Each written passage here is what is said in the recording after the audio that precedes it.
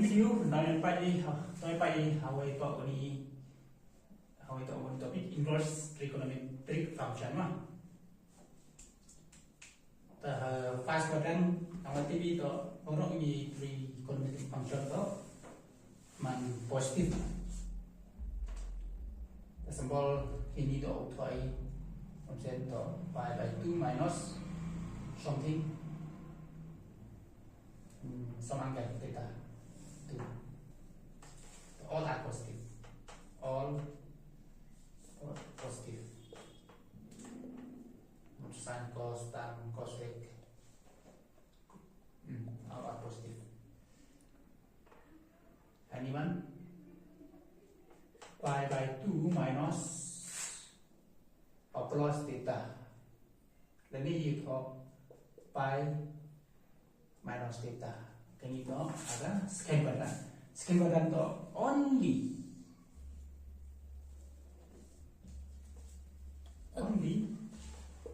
sin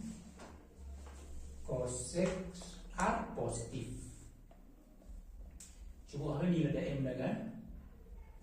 cos pi by 2 minus theta nó dõi minus là được pi to mấy ông trình này nữa cos mấy ông trình này thì còn function sẽ là sin jadi ini em dõi minus cos theta atau ini only sin and cosec are positive ini kan only tan symbol ini pi by 5 minus plus theta aduh ini dot pi 0 pi by 2 pi ini dot pi by 2 only tan and cos are positive tan and cos are positive là thôi đi cái sin pi plus theta nào vậy minus sin theta cùng chú để là thôi đi cos pi plus theta nào vậy minus cos theta ini only sec and cos are positive symbol ini to 2 pi minus theta là ini 2 pi by 3 minus theta là thôi ini sin 2 pi minus theta nắm vậy minus sin theta mà only cos and sec are positive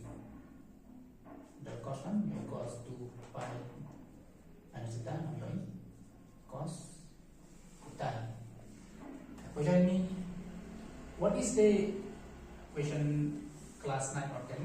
what is the this is first quadrant second quadrant third quadrant ni fourth quadrant what is the coordinate of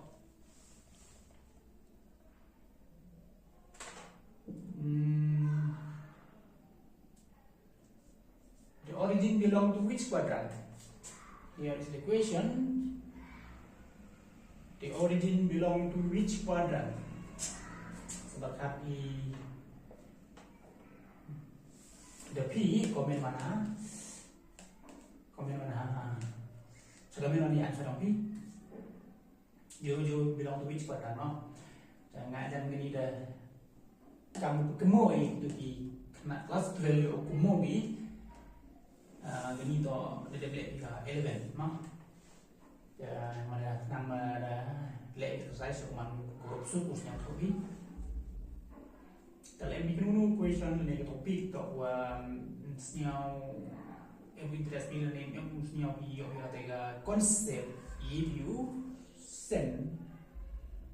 you ask up di kita topic dapat number apa ke description jadi ni video baseball di bawah yang